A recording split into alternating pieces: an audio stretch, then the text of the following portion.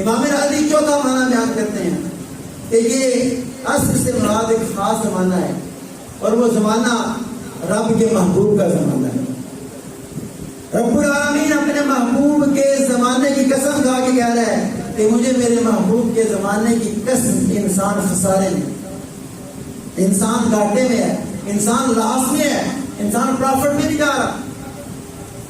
امام راضی اس پر دلیل بھی دیتے ہیں، وہ کہتے ہیں سورۃ البلد اٹھائیے، رب فرماتا ہے لا اقسم بہذا البلد، مجھے قسم ہے اس شہر کی، شہر مکہ کی۔ یہ بال اتفاق مکی صورت ہے، اور ہاذا کا اشارہ قریب کے لیے ہے، اس سے مراد شہر سے مراد شہر مکہ ہے۔ رب العالمین اپنے محبوب کے پیدائش کے شہر کی قسم کھا رہے ہیں۔ ابراہیم علیہ السلام جہاں پہ آئے، انہوں نے خانہ کعبہ تعمیر کیا، جہاں پہ مقام ابراہیم ہے، مطاف ہے، مزدلفہ ہے، منا ہے، صفا ہے، اور مصاب رحمت ہے، خانہ کعبہ ہے، سقف بیت اللہ ہے، اتنی عظمت کی نشانیاں۔ جب رب نے قسم کھائی لا اقسم بہذا البلد، مجھے اس شہر مکہ کی قسم، تو انسان کا دماغ ان عظمتوں، ان رفتوں کی طرف دوڑا کہ شاید قسم مکہ المکرمہ میں موجود خانہ کعبہ کی وجہ سے اٹھائی گئی، شاید مقام ابراہیم کی وجہ سے اٹھائی گئی، مطاف کی وجہ سے اٹھائی گئی، مزدلفہ کی وجہ سے اٹھائی گئی، منا کی وجہ سے اٹھائی گئی، صفا مروہ کی وجہ سے اٹھائی گئی، سقف بیت اللہ کی وجہ سے اٹھائی گئی۔ لیکن اگلی آیت میں رب بتا دیتا ہے کہ انسان نہیں، یہ ساری عظمت کی نشانیاں، یہ ساری رفتوں کی کہانیاں اپنی جگہ، لیکن میں اس شہر کی قسم کھا رہا ہوں، کیوں؟ وَأَنْتَ حِلٌّ بِهَذَا الْبَلَدِ، اے محبوب اس لیے کہ اس شہر کی گلیوں نے تیرے قدم چومے، اس شہر کی ہواؤں نے تیرے سانسوں کی خوشبو لی ہے۔ وَأَنْتَ حِلٌّ بِهَذَا الْبَلَدِ، تو ان گلیوں میں چلتا رہا، تو ان گلیوں میں جاتا رہا، تو ان گلیوں میں پرورش پاتا رہا، ان گلیوں میں تو نے تبلیغ کی، اس وجہ سے، تیری وجہ سے اس شہر کی قسم کھا۔ حضرت امام راضی کہتے ہیں کہ اللہ تبارک و تعالیٰ نے اپنے محبوب کے زمانے کی قسم کھا کے کہا کہ انسان خسارے میں ہے۔ انہوں نے دلیل کا پیرایا پیش کیا کہ آپ نے سورۃ البلد میں اپنے محبوب کے شہر کی قسم کھائی، اور سورۃ العصر میں اپنے محبوب کے زمانے کی قسم کھائی۔ رب بتا رہا ہے کہ محبوب مجھے تیرے مکان کی بھی قسم ہے، مجھے تیرے زمان کی بھی قسم ہے، مجھے تیرے زمانہ ہمایوں کی بھی قسم ہے، مجھے تیرے دور آفرین کی بھی قسم ہے، مجھے اس بابرکت زمانے کی قسم ہے۔ حضور نے خود فرمایا خیر القرون قرنی ثم یلونہم ثم یلونہم، بہترین زمانہ میرا زمانہ ہے، پھر جو اس کے ساتھ ملا ہوا ہو، پھر جو اس کے ساتھ ملا ہوا ہو، تو بہترین زمانہ حضور کا زمانہ ہے۔ تو امام راضی کہتے ہیں کہ رب العالمین اپنے محبوب کے زمانے کی قسم کھا کے کہہ رہا ہے والعصر ان الانسان لفی خسر، مجھے محبوب کے زمانے کی قسم، انسان خسارے میں ہے، انسان گھاٹے میں ہے، انسان لاس میں ہے، انسان پرافٹ میں نہیں جا رہا۔ اب آج کا انسان تو خسارہ مانتا ہی نہیں، آج کا انسان کہتا ہے تارک ملک سے بچھی سڑکیں دیکھ لو، عالی اور بلند بالا فلک بوس محلات دیکھ لو، میں نے پہاڑوں کا سینہ چیر لیا ہے، میں پہاڑوں کے اندر سفر کرتا ہوں، میں ہواؤں میں سفر کرتا ہوں، میں سمندروں کی تہ میں موجود موتی ہیرے جواہرات نکال لیتا ہوں، میں جو ہے وہ پہاڑ کی تہ میں موجود سونا چاندی تیل اور معدنیات نکال لیتا ہوں۔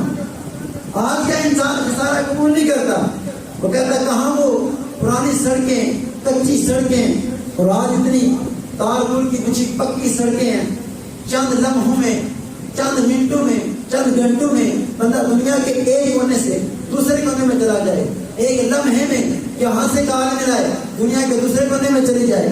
تو میں تو خسارے میں نہیں ہوں، میں تو فائدے میں ہوں، میں تو پرافٹ میں جا رہا ہوں، میں نے تو ترقی کر لی ہے۔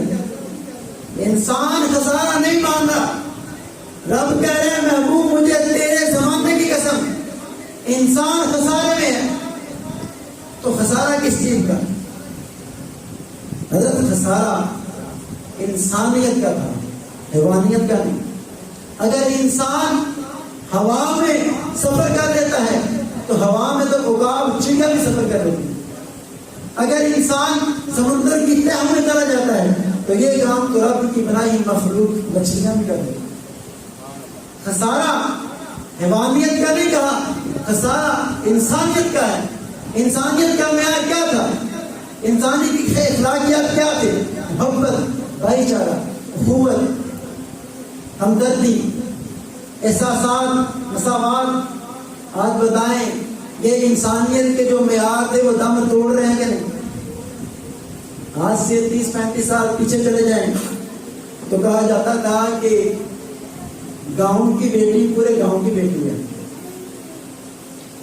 اور اس کی عزت کی جاتی تھی، اس کو عزت کی نگاہ سے دیکھا جاتا تھا، بری نگاہ سے نہیں دیکھا جاتا تھا۔ اور آج دیکھ رہے جس کی بیٹی ہے اسی کی بیٹی ہے۔ 30-35 سال پیچھے چلے جائیں، آپ کو ملیں گے وہ لوگ کہ جو کچے مکانوں میں تھے لیکن ایمان پکے تھے، رب کا شکر ادا کیا کرتے تھے۔ جب بھی کوئی پوچھتا تھا کہ کیا حال ہے تو لمبا ہاتھ کر کے کہتے تھے اللہ کا شکر ہے۔ اور آج اربوں خربوں میں کھیل رہے شخص کو پوچھیں تو وہ کہے گا بس گزارا چل رہا ہے۔ ارے میاں تمہارے اندر وہ توکل، وہ اطمینان قلبی، وہ رب پر بھروسہ ختم ہو گیا۔ انسانیت کے معیارات دم توڑ چکے ہیں۔ آج بھائی بھائی کا گلا نہیں کاٹ رہا، بیٹی اپنی ماں کے منہ کو نہیں آ رہی، بیٹا اپنے باپ کو نہیں پکڑ رہا، اس کے گریبان سے نہیں پکڑ رہا۔ تو خسارہ انسانیت کا تھا، خسارہ حیوانیت کا نہیں۔ اچھا ایک اور خسارے کا معنی اگر آپ کی توجہ ہو، اللہ تبارک و تعالیٰ نے ہر چیز کو، تبارک و تعالیٰ نے ہر چیز کے ساتھ یہ معاملہ کیا ہے۔ دیکھیں بلبل ہے، اس کی آواز میں نرما پن ہے، میٹھی آواز ہے، لیکن اس کے اندر شیر کی داڑ نہیں ہے، شیر جیسی پکڑ نہیں ہے۔ تو وہ کہے گی میری آواز اچھی ہے، لیکن میری آواز میں وہ شیر کی داڑ نہیں ہے۔ شیر کی داڑ مضبوط ہے، اس کی پکڑ اچھی ہے، لیکن اس سے لوگ ڈرتے ہیں۔ وہ کہے گا کہ میرے پاس بلبل کے وہ ترنم نہیں ہے، پھول اس کے اندر خوشبو ہے، اس کے اندر نرماہٹ ہے، نرم و ملائم پن ہے اس کا، لیکن اس کے اندر روشنی نہیں ہے۔ اندھیرے میں آپ رکھیں تو کوئی دیکھ نہیں سکتا۔ چاند، اس کے اندر چاندنی ہے، لیکن اس کے اندر وہ خوشبو، وہ نرم و ملائم پن نہیں ہے۔ ایک بوڑھے شخص کو پوچھیں تو وہ کہے گا کہ بڑھاپے کا تجربہ تو ہے، لیکن جوانی کی وہ توانائی، رہنائی نہیں ہے۔ جوان سے پوچھیں، وہ کہے گا میرے پاس جوانی کی وہ توانائی، وہ رہنائی تو ہے، لیکن بچپن کی وہ ٹکیلیاں نہیں۔ بچے سے پوچھا جائے تو وہ کہے گا میرے پاس بچپن کی ٹکیلیاں تو ہیں، لیکن میرے پاس جوانی والی وہ طاقت، وہ توانائی نہیں ہے۔ تو ہر چیز کو ایک حسن عطا کیا، ایک چیز عطا کی، دوسری چیز اس کو محروم کر دیا۔ لیکن اگر انسانیت کو، انسانوں کو کوئی ایسا شخص دیکھنے کی خواہش ہو کہ جس کے اندر اللہ تعالیٰ نے کوئی نقص، کوئی عیب، کوئی کمی نہیں رکھی، تو پھر ہمیں مدینے کی گلی میں جانا پڑے گا۔ اور حضور ایک ایسی ذات رب نے بنائی کہ جو کامل، اکمل، احسن ہے، کہ اللہ تعالیٰ نے کوئی کمی، کوئی عیب شامل نہیں۔ اس لیے رب فرما رہا ہے کہ محبوب مجھے تیرے زمانے کی قسم، انسان گھاٹے میں ہے، انسان خسارے میں ہے، انسان لاس میں ہے، انسان پرافٹ میں نہیں جا رہا۔ مولا کائنات شیر خدا حضرت علی مرتضیٰ رضی اللہ تعالیٰ نے لکھتے ہیں کہ خسارہ کیا ہے؟ خسارہ یہ ہے کہ انسان اپنی سانسوں سے اپنی زندگی توڑ رہا ہے۔ ہماری ہر آنے والی گھڑی ہماری زندگی کو کم کر رہی ہے، ہمارے سال ختم کر رہی ہے، ہماری ساتھ ختم کر رہی ہے، ہماری زندگی کے جو ساتھ ہے وہ کم ہو رہے ہیں۔ آپ ایک اشارے پہ کھڑے ہوں تو الٹی گنتی چل رہی ہوتی ہے، 60 سے 0 پہ آتی ہے۔ اگر 120 سے بھی 0 پہ آئے تو چند لمحے لگتے ہیں۔ تو آج ہماری گنتی، ہماری زندگی الٹی چل رہی ہے، ہماری سانسیں نکل رہی ہیں، ہم سوئے رہے ہوں پھر بھی ہماری زندگی نکل رہی ہے، ہمارے ہاتھ سے جا رہی ہے، ہم جاگ رہے ہوں پھر بھی ہماری زندگی ہمارے ہاتھ سے جا رہی ہے۔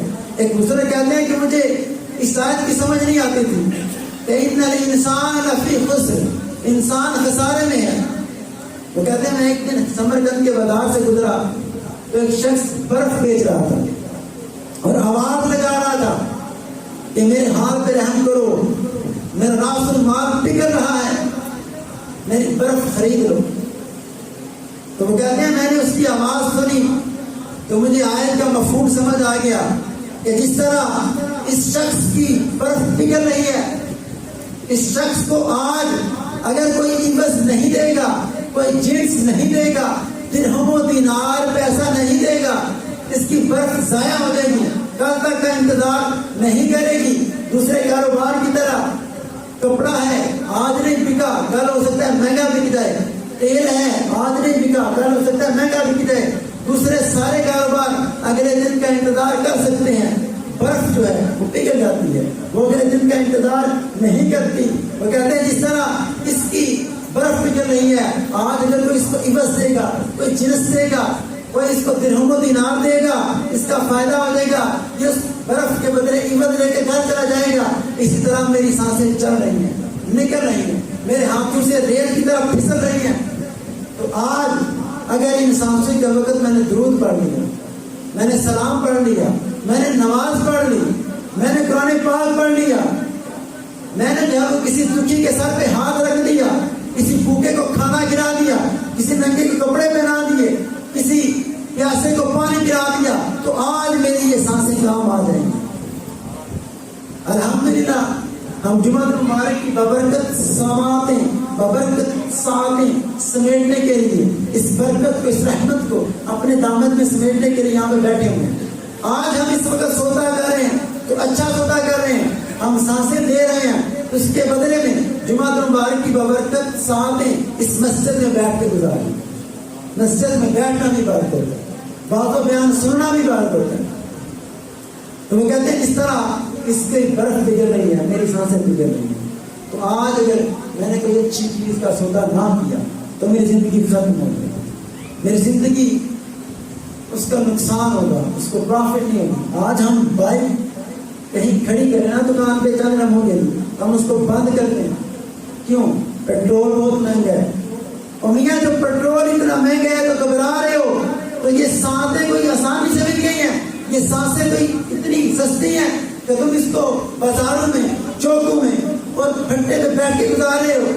یہ لمحے تو وہ تھے کہ جو جوانی تھی، کہ اس جوانی میں حضور نے فرمایا کہ جس طرح کوئی شخص صحرا میں ہو، اس کا اونٹ گم جائے اور چند لمحوں کے بعد اس کو مل جائے، اس کو جتنی خوشی ہوگی اس سے زیادہ رب العالمین کو خوشی ہوتی ہے جب کوئی جوان جوانی میں توبہ کرتا ہے۔